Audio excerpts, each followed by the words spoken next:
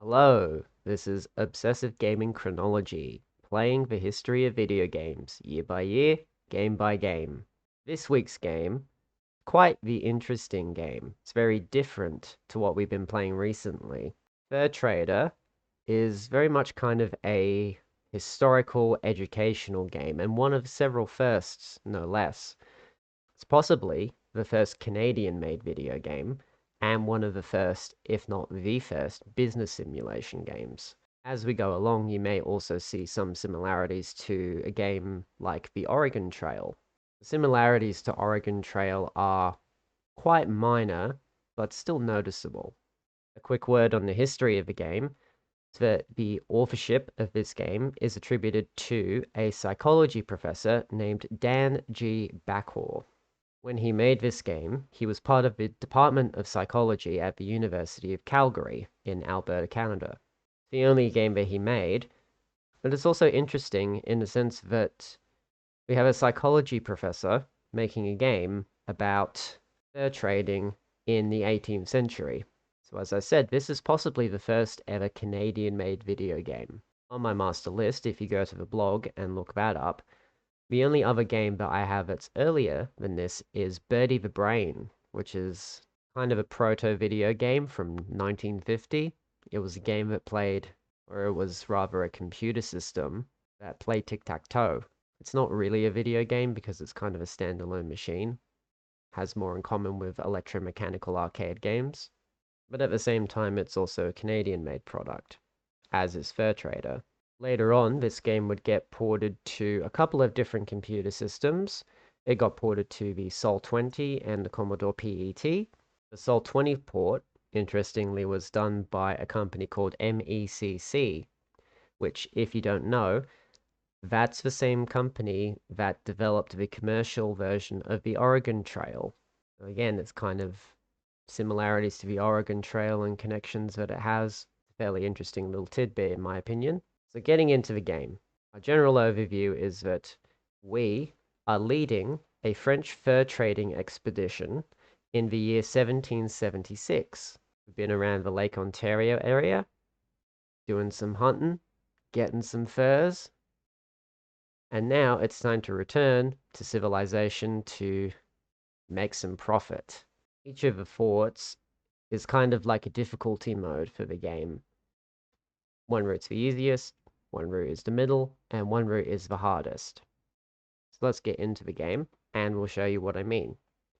So to start with, and this is how the game starts always, is that you start with $600 worth of savings and 190 furs.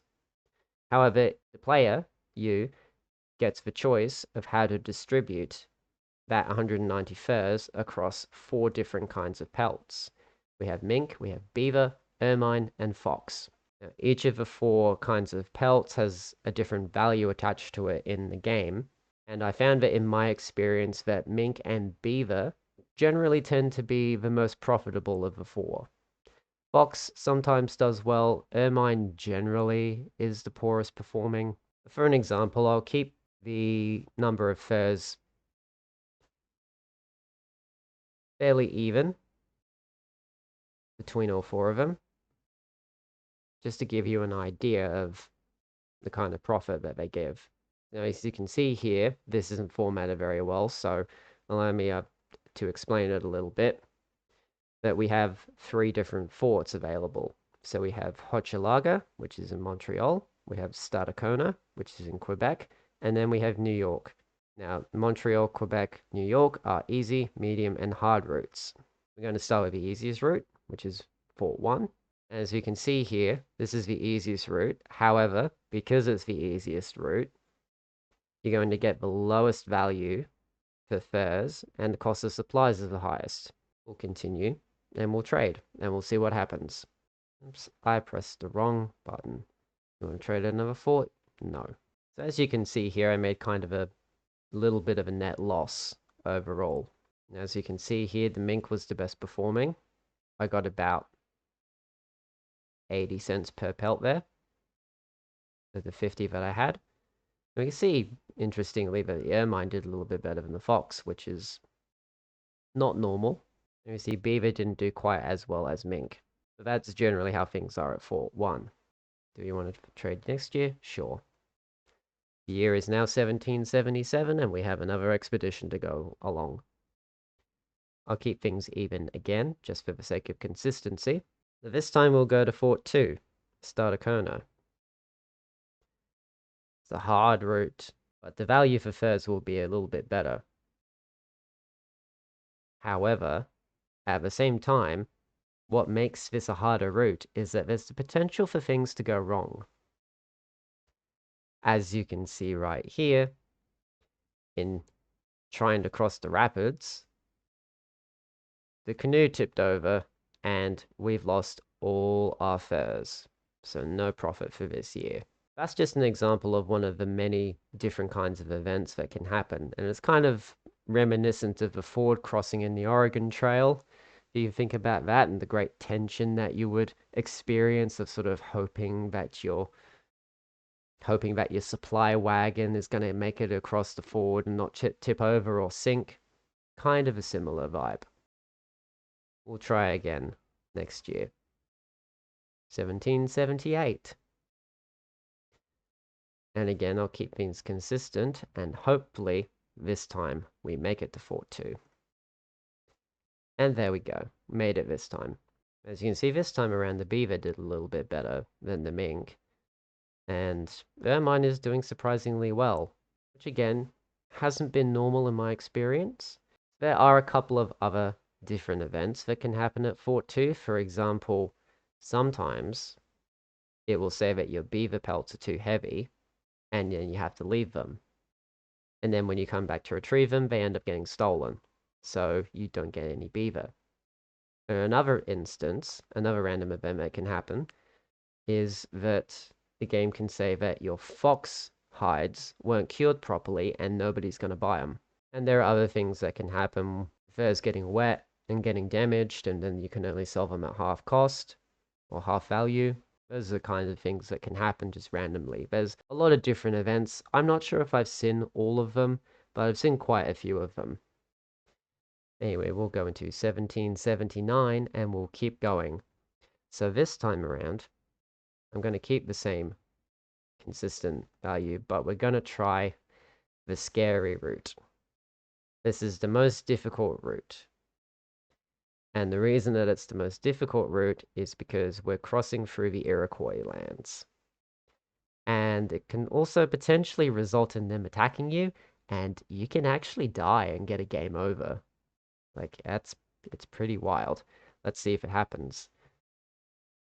Oh, oh, we were lucky. Arrived safely. And as you can see here, this is a little bit more normal, a normal distribution for how the furs go. But you can also see that the value is far higher. Like, you're getting over $1 per fur from New York, where we were getting about 70 to 80 cents per fur at Hochelaga, the easiest one. So there's a very, very clear difference. And if we want to look up, I've made about $100 worth of profit just from that 1 year. So pretty good, pretty good. It's dangerous, but it can be worthwhile. So we'll keep going into 1780. Now, based on this, I think it makes more sense to probably go with some more mink than the other pelts and more fox. However, I'm going to try the scary route again, and we'll see what happens. Oof, made it safely again. That's pretty good. We'll keep going for a couple more years. 60-30.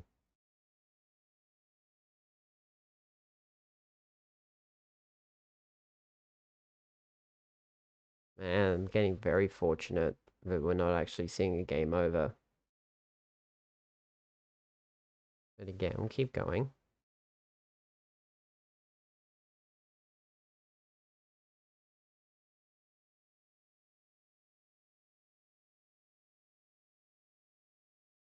Just because I want to see if I can get an interesting event to happen. No. Very surprising. Well, what I will do now is I'll keep playing and I'll cut away until something interesting happens. Here we go. Here's something interesting that's happened. We got ambushed by a raiding party. However, we survived, but all the furs are gone.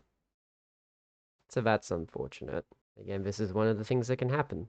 I'll keep going and see if we can get anything else interesting to happen. Here's something else interesting that's happened. Certain pelts can get damaged on the trip, as I mentioned earlier, and you are only getting half price. So that's unfortunate. Okay, here's something interesting and funny that happened. I accidentally put in 500 for the amount of furs that I had, and the game's told me off, and now we have to start all over again, which I think is quite rude, actually, and fairly unnecessary to do, because, it could just be an honest mistake. Here we go. This is the result that I was waiting for. The group was attacked by a party of the Iroquois, and everybody died. Game over. And we'll leave it there.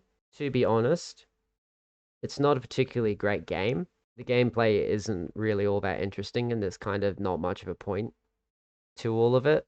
It's kind of just you keep going and you just make money, and it just keeps building up, and there's no real end game or real point to anything. So, yeah, it's interesting, but not particularly enjoyable. And I don't really know if I would recommend you play it. It's certainly interesting, an interesting game to look into, but it's not all that fun. If you like the video, please like, share, and subscribe. Check out the Patreon if you want to support the channel further. I also have a Discord. Please also go to the blog. My blog is the counterpart to this channel. That's where you get all of the historical information and more of my in-depth thoughts and in-depth history on each of the games that I play. Please go check that out and support that as well. And we'll see you next week. Take care. Bye.